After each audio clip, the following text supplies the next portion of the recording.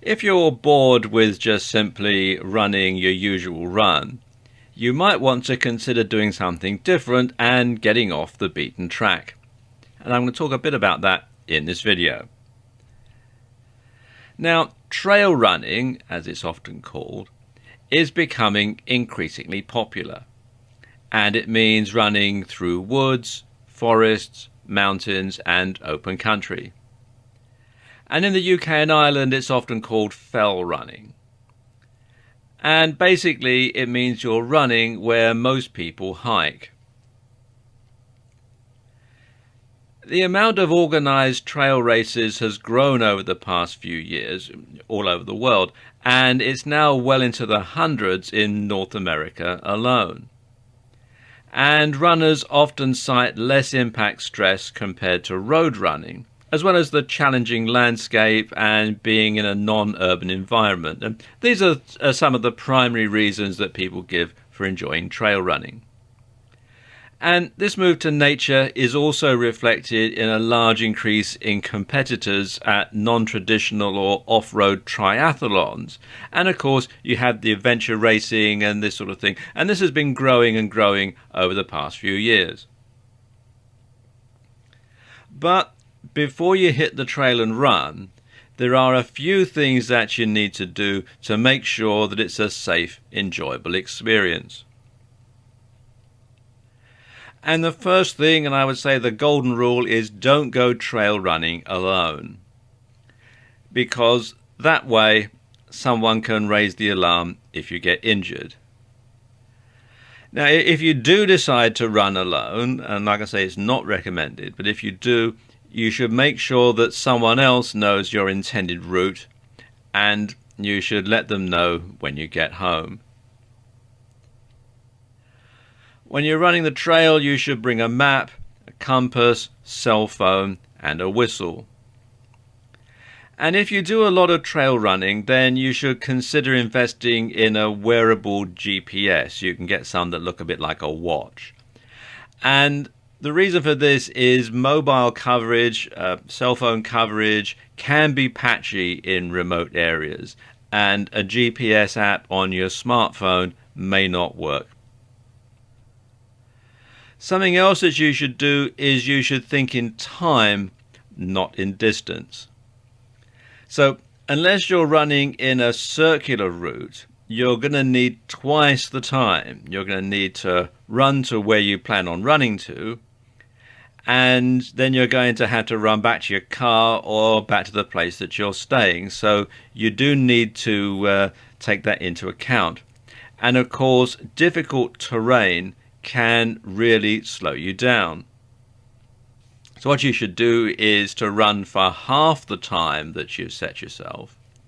Then when you get to that time, turn around and go back regardless of how far you've run.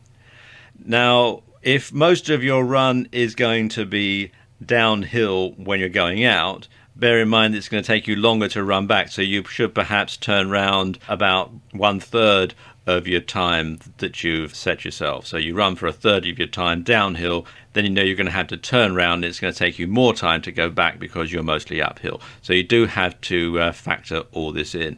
But don't think about distance like you would if you were running on the road or on a track, because you can't really take that into account.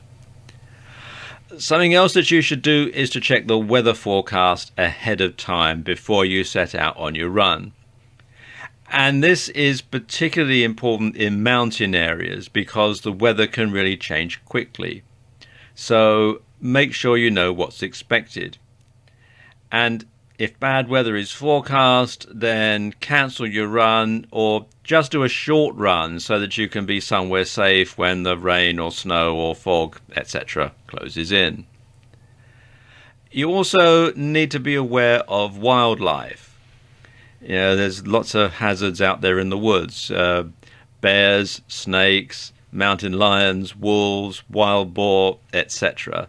They can all pose a danger depending on where you're running. And so you do need to be aware that Wildlife might see you as a threat on their territory, and that's the best case scenario. Or in the worst case scenario, they might think of you as lunch. So you do need to bear that in mind and make sure that you keep your eyes and ears open for anything that might pose a danger. And unfortunately, people can also pose a danger.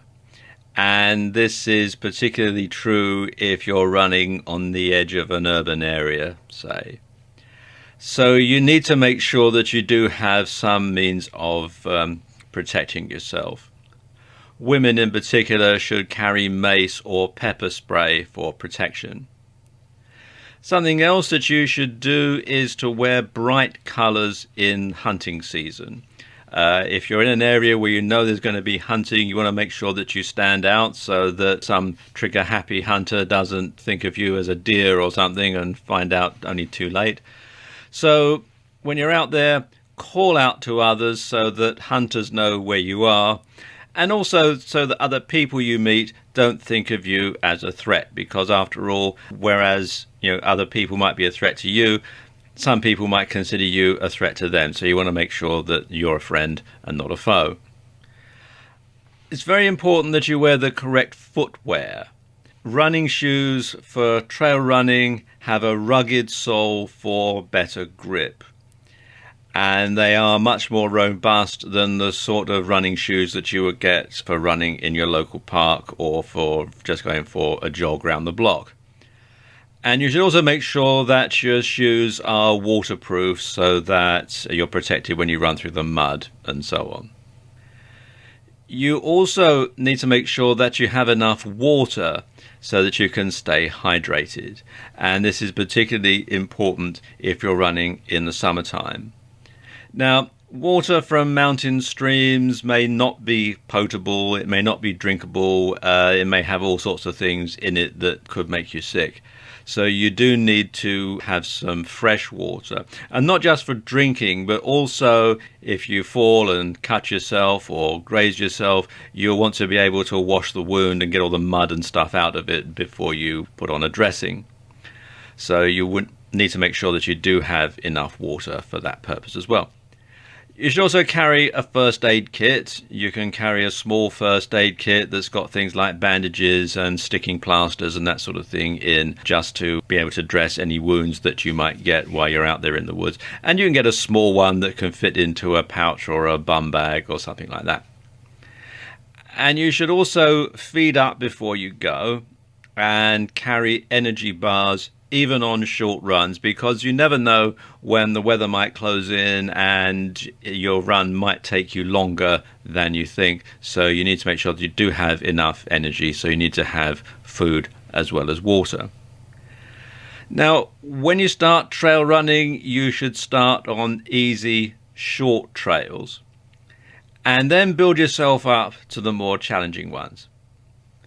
If you join a trail running club, that can be very beneficial, especially if you're a trail running newbie, because you're going to have information from people who know the trails, you're going to have support from people who are other trail runners, and there's going to be some general sense of camaraderie as well. So it's a good idea to join a trail running club when you're first starting out. But above all else, have fun.